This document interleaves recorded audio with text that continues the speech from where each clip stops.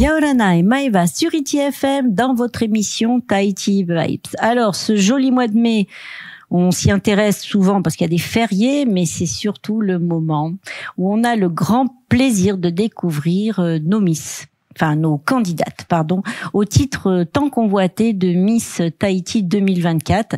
Et on va vous proposer de façon très régulière les portraits de ces 10 jeunes filles candidates. Et puis, on a le plaisir d'accueillir celle qui va ouvrir le bal de ces interviews. Et c'est pas toujours facile de passer la première, Henrietta, je sais. Oui. Bon, alors, on a le plaisir de t'accueillir. Tu es la candidate numéro 1. Yaorana, vas-y, présente-toi. Yaorana, comme tu as dit, je m'appelle Henrietta Charpentier, j'ai 21 ans. Je suis la candidate numéro 1, donc effectivement, c'est pas facile de passer la première. Mais ça va très bien se Dans passer. tout, de toute façon, depuis le début, je passe la première. Maintenant, je suis habituée. Bah, tu vois, c'est Donc, une bonne expérience. Voilà, exactement, c'est ça. Alors, Henrietta, qui es-tu dans la vie de tous les jours? Parce que l'objectif de cette interview, c'est ça, c'est que nos auditeurs, ils en sachent un petit peu plus sur toi. Alors, dans la vie de tous les jours, moi, je me définis souvent comme un petit soleil. Oui. Je dois le dire, tu as un grand sourire. Merci.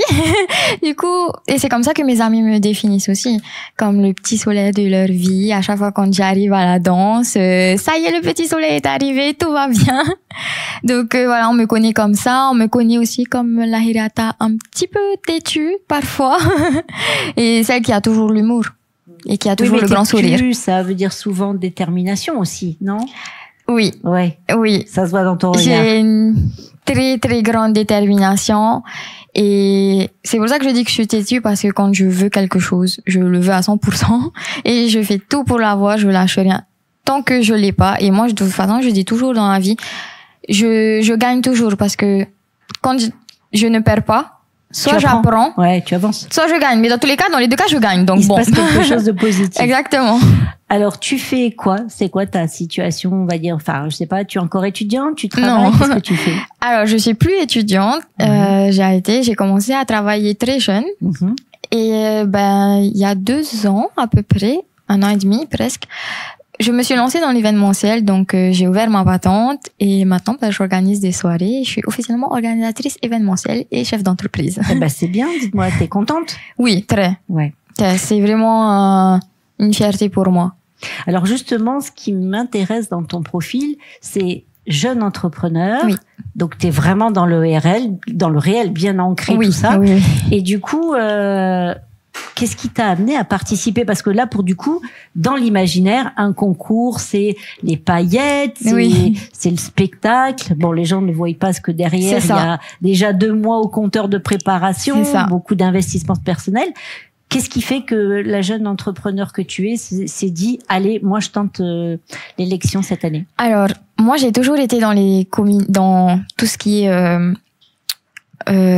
Miss, organisation de Miss. J'ai commencé très jeune, j'ai commencé au lycée où on avait organisé, j'étais dans le comité organisateur de Miss et Mister UPF. Ouais.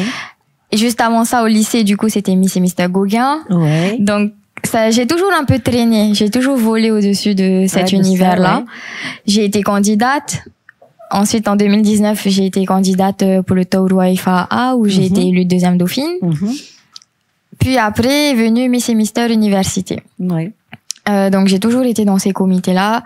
Pendant 3 ans où j'étais dans le comité de Miss et Mister Université, j'ai pas ressenti cette envie d'être candidate. J'étais bien, moi derrière, en train de tirer les ficelles. C'est ce qui m'a amené en fait du coup à avoir un peu cette révélation sur la vocation d'organisatrice événementielle. Ouais. Et ensuite, grâce à Miss et Mister Université, je suis passée présentatrice. D'accord. Voilà, donc j'ai présenté l'élection pendant 2 ans. Ouais. J'ai arrêté l'année dernière du coup. J'ai été la présentatrice officielle de Miss et Mister Université, et ce côté-là d'être animatrice m'a beaucoup plu. Donc ensuite on a fait les plateaux radio avec les candidats, je les accompagnais, je leur disais il faut dire ça, il faut pas dire ça. Voilà, j'avais ce poste-là et j'ai beaucoup aimé cet univers animation et tout ça. Comment on passe du et derrière en fait, à candidate? c'est des amis en fait c'est le président de l'élection qui a toujours été derrière moi et qui m'a dit mais bon allez lance-toi quoi. Je lui disais non mais c'est pas mon année, je veux pas. Et l'année dernière du coup je ne suis plus dans le comité de Miss et Mister Université et j'ai pris ça comme un signe. Je me suis dit bon, c'est peut-être que c'est le moment, vu que je n'ai plus d'élection à organiser, que je ne fais plus rien, que j'ai pas eu de retour pour organiser quelque chose, ça veut dire que c'est le moment. Du coup, voilà, je me suis lancée. Je me suis dit, c'est la suite logique, en fait. Comment ça a pris cette décision autour de toi, ta famille, tes amis, qu'est-ce qu'ils en pensent? Alors, ma famille et mes amis ils me soutiennent énormément. Ça a été confirmé que je faisais Miss Tahiti, moi personnellement, depuis novembre. Je le sais depuis novembre à peu près. Et j'ai pris conscience que je faisais Miss Tahiti il y a 2 samedis de cela. Donc voilà, je l'ai compris vraiment tard. Je l'ai pas compris tout de suite. Et j'ai su que oui. Hirata, tu fais Miss Tahiti, tu n'es plus dans un comité, tu n'es plus là, c'est pour toi que les gens ils vont crier. Ça va être toi la star. Voilà, c'est ça. Et j'ai compris ça hier à la conférence de presse. D'accord. Alors on va parler d'un autre sujet qui concerne l'entourage de votre vie de jeunes adultes. C'est les réseaux sociaux qui prennent de plus en plus de place dans la vie. C'est un outil incontournable. Toi, tu es dans l'événementiel forcément. Oui. Avant de rentrer sur les réseaux sociaux et ta candidature de Miss, ça c'est un univers que tu appréhendes comment? Parce que les réseaux sociaux, il y a beaucoup de choses négatives qui finissent par émerger de ça. Toi, comme jeune femme, tu le vis comment? Alors, les réseaux sociaux, moi j'y suis déjà depuis un bon moment. Les réseaux sociaux, moi j'ai commencé pendant le Covid. Du coup, j'ai eu énormément d'abonnés. Aujourd'hui, par exemple sur TikTok, je suis presque à 15 000 abonnés. Ah oui. Oui, donc tout ce qui est vie privée, gestion de la vie privée et tout ça, je sais mettre un stop et je sais mettre un frein. Et dire non, ça je le montrerai pas. Ça je peux le montrer. D'accord. Mais c'est vrai que j'appréhende ce côté-là où depuis toujours, depuis que je suis sur les réseaux sociaux, où les gens ils veulent essayer de gratter, de s'immiscer un petit peu plus à chaque fois. Des fois c'est dur, des fois on est obligé d'être intransigeante et de dire non, ça je ne veux pas le montrer, je suis désolée, mais c'est mon jardin secret, c'est moi, donc je le garde pour moi. Mais concernant tout ce qui est commentaires négatifs et tout ça, voilà, ça fait depuis le Covid que je suis sur les réseaux, j'en ai eu. Toi, tu es détachée de ça t'atteint pas? Ça ne m'atteint plus. Ça m'atteignait au tout début parce que justement je ne comprenais pas. J'ai beaucoup d'amis influenceurs et tout qui m'ont dit oui, tu vas voir, tu vas monter et tu vas avoir des commentaires négatifs. Et au début, moi je le prenais vraiment très très mal, mais aujourd'hui franchement je le prends avec humour quoi. Quand on me dit elle est belle mais elle est petite, merci, je le sais quoi. Je l'avais pas remarqué, dites-moi. Je ne l'avais pas remarqué, je ne savais pas, merci. Ça va me faire grandir. Merci beaucoup. C'est clair. Alors justement pour arriver sur les réseaux sociaux avec maintenant justement ton compte, puisque du coup vous avez tout un compte, c'est votre compte personnel qui bascule où il y a marqué Hirata Charpentier candidate numéro 1. Alors sur Instagram.